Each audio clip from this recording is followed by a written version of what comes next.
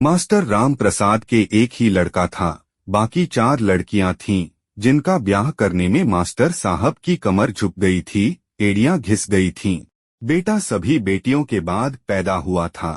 दरअसल मास्टर राम प्रसाद ने बेटा पाने की लालसा में 4 बेटियों को जन्म दे दिया था। जैसी घर की हालत थी, उस हिसाब से काफी लाड़ प्यार से पला था बेटा। बीएससी करने के बाद वह पीएमटी की कोचिंग ज्वाइन करने इलाहाबाद चला गया था। मास्टर साहब जितने घंटे स्कूल में पढ़ाते थे, उससे ज्यादा समय वे ट्यूशन पढ़ाने में लगाते थे। बच्चों को पढ़ाने का उन्हें बहुत शौक था। वे चाहते थे कि उनके बच्चे कम से कम ग्रेजुएट तो हो ही जाएं, और मास्टर साहब की यह मुराद पूरी भी हो गई। बेटे को छोड़कर उनकी सभी लड़कियां पोस्ट ग्रेजुएट हो गई थीं। वे चाहते थे कि उनका बेटा एमएससी करके पीएचडी करे और किसी कॉलेज में अध्यापक की कुर्सी संभाले, लेकिन लड़के ने एमएससी करने से इनकार कर दिया। लाड़ प्यार में पले लड़के ने साफ कह दिया था कि बाबूजी, मैं 2-2 घंटे लैब में नहीं खड़ा रह सकता। इलाहाबाद में कोचिंग करते रहते हुए लड़का एक सरल लड़की के प्रेम में फंस गया। दोनों ने एक दूसरे के साथ जीने मरने की कसम ले ली थी। शादी करेंगे तो एक दूसरे के साथ, नहीं तो सारी जिंदगी कुंवारे ही रहेंगे। सीपीएमटी में दोनों साथ साथ बैठे, पर मास्टर साहब का इकलौता बेटा, आंखों का तारा, 3 कोशिशों के बाद भी उसमें सफल नहीं हो सका, जबकि उसकी प्रेमिका पहली ही बार उसमें सफल हो गई। उसने मेडिकल कॉलेज ज्वाइन कर लिया। मास्टर राम प्रसाद का बेटा सड़क छाप मजनुओं की तरह आवारागर्दी करने लगा। मास्टर साहब उसके पीछे हमेशा पड़े रहते थे, जिसका नतीजा यह हुआ कि यह कंपटीशन की तैयारी करने लगा और बैंक में नौकरी पा गया। नौकरी करते उसे अभी 6 महीने ही बीते थे कि लड़कियों के पिता मास्टर साहब के खपरैल के मकान में लड़के की शादी के लिए पंक्तिबद्ध होने लगे। मास्टर साहब ने लड़की के पिता होने की पीड़ा बहुत भोगी थी। उस समय न जाने कितनी बार उन्होंने अपमान का कड़वा घूंट पिया था, जब वे अपनी कन्याओं के लिए सुयोग्य वरों की तलाश कर रहे थे। इसलिए मास्टर साहब विवाह के हर प्रस्ताव पर बड़ी सहानुभूतिपूर्वक विचार करते थे। समय के अनुसार लड़के की राय जानना भी वे जरूरी समझते थे।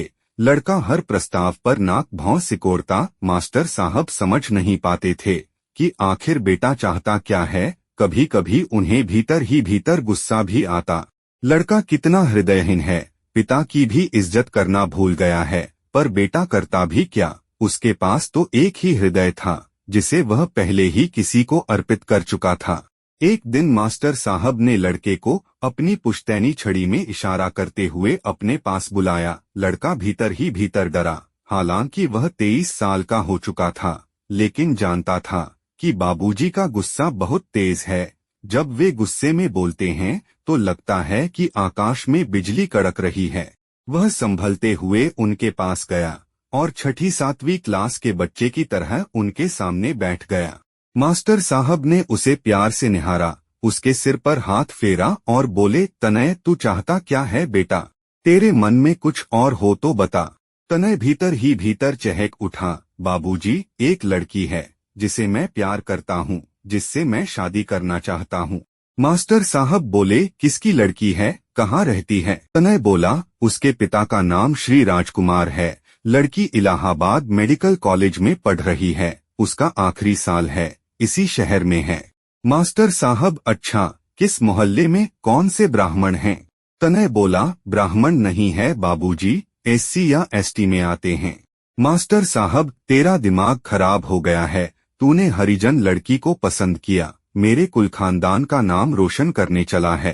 तनय बोला, तो ठीक है बाबूजी, मैं सारी उम्र शादी ही नहीं करूंगा, लड़की भी नहीं करेगी। यदि जबरन किसी अन्य के साथ उसकी शादी करने की कोशिश की गई तो वह आत्महत्या कर लेगी। वह न रही तो मैं भी जीवित रहकर क्या करूंगा?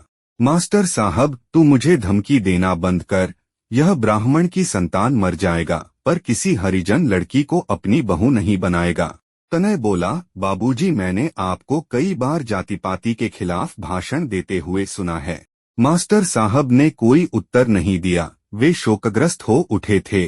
करीब महीने भर से अधिक समय हो गया, लेकिन उस विषय पर कोई चर्चा नहीं हुई। तनय के विवाह के प्रस्ताव आते जा रहे थे, लड़का अभी शादी नहीं करना चाहता। यह कहकर बाबूजी सभी प्रस्तावों को टालते रहे। एक शाम तनय ने आकर उनसे कहा, बाबूजी, शोभा के पापा आए हैं। मास्टर साहब, कौन शोभा? तनय बोला, वही लड़की जिसकी मैंने आपसे चर्चा की थी। मास्टर साहब, तूने उन्हें बुलाया था? तनय बोला, नहीं बाबूजी, हो सकता है शोभा ने भेजा हो। मास्टर साहब बोले, मुझे किसी से नहीं मिलना, कह दे मैं घर पर नहीं हूँ। तनय बोला, बाबूजी, आप तो हमेशा सच बोलने की शिक्षा देते रहे हैं, घर आए व्यक्ति का अपमान तो नहीं करना चाहिए। मास्टर साहब, ठीक है, भेज दे उन्हें। थोड़ी ही देर में एक सुदर्शन चेहरा आकर मास्टर साहब के सामने खड़ा हो गया। गौरवर्ण, लंबा कद, गोल भरा चेहरा, करीने से कटे बाल, आंखों पर सुनहरे फेम का कीमती चश्मा, दूधिया रंग की पैंट शर्ट। आगंतुक ने हाथ जोड़कर उन्हें प्रणाम किया। मास्टर साहब ने उन्हें बैठने का इशारा किया। बैठते ही वह कहने लगे, मुझे राजकुमार कहते हैं। मास्टर साहब की आंखें आश्चर्य से फैल गई थीं। वे चुपचाप राजकुमार जी को निहारते रहे। उनकी समझ में नहीं आ रहा था कि वे क्या उत्तर दें। राजकुमार उनका असमंजस भरा चेहरा भली भांति पढ़ चुके थे। ख्वासपुरा में मेरा घर है। मेरी 3 बेटियां और 2 बेटे हैं। दोनों बेटे इंजीनियरिंग कॉलेज में पढ़ रहे हैं। 2 बेटियां मेडिकल कॉलेज में हैं। तीसरी बेटी इंटर में है। बड़ी बेटी का यह आखिरी साल है। मेरी बड़ी बेटी शोभा आपके बेटे तनय से शादी करने की हठ कर बैठी है। तनय उसका सहपाठी रहा है। मैंने उसे बहुत समझाया कि इस देश में जातीयता की जड़ें बहुत गहराई तक गई हैं। जातियां कर्म के आधार पर बनी थीं, लेकिन धीरे धीरे जन्म को ही जातीयता का आधार मान लिया गया। एक ब्राह्मण हरिजन लड़की को अपनी बहू बनाने का साहस कैसे करेगा? लेकिन शोभा की मां ने मुझे समझाया कि एक बार मैं आपसे मिलकर आपकी राय जान लूं। हो सकता है कि आप जाति पाति को न मानते हो, इसलिए आपको कह दिया।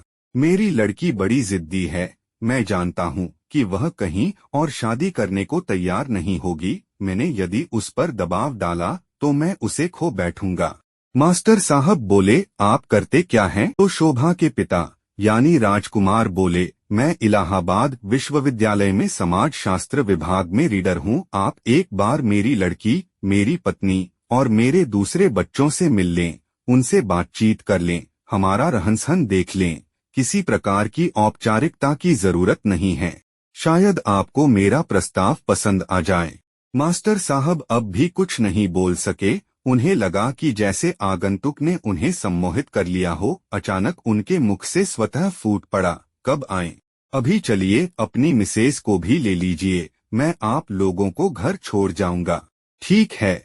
और मास्टर साहब पत्नी सहित तैयार हो गए। वहां से लौटकर आए तो उनका सम्मोहन और गहरा गया था। घर के बाहर का लॉन, साज सज्जा, घर के सदस्यों का सुरुचिपूर्ण व्यवहार, रहन सहन का ऊंचा स्तर, बड़ी बेटी शोभा, छोटी विभा, सबसे छोटी निशा, बड़ा बेटा वैभव, छोटा मनोज, राजकुमार की पत्नी कल्याणी, उनका रंगरूप, कद काठी, बातचीत का ढंग, सभी कुछ मास्टर साहब को प्रभावित कर गया। उनके मुख से स्वत ही निकल पड़ा, नहीं नहीं, ये हरिजन नहीं हो सकते। न जन्म से न कर्म से मेरे बेटे की पसंद बुरी नहीं है। रात भर वे राजकुमार के बारे में सोचते रहे। वे शोभा से बहुत प्रभावित हुए थे।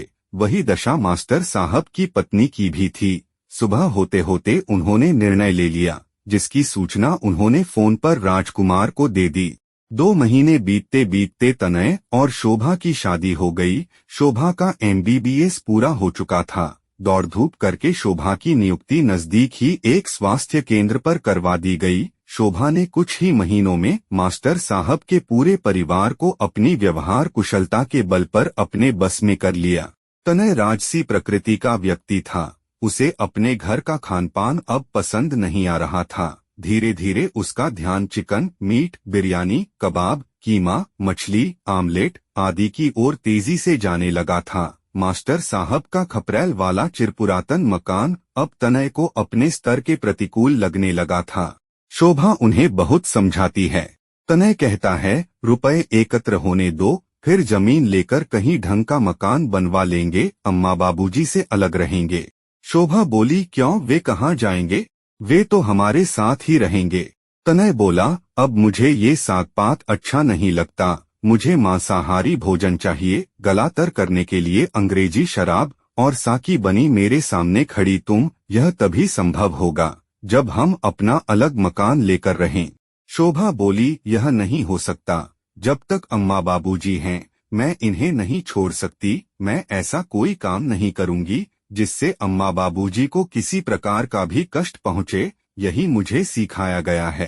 तनय बोला, मतलब तुम अम्मा बाबूजी के लिए मेरी भी भावनाओं का खून कर दोगी? शोभा बोली, तुम इसका जो भी अर्थ लगाओ, मेरे लिए अम्मा बाबूजी पहले हैं, बाद में तुम। तनय बोला, यही तुम्हारा प्रेम है।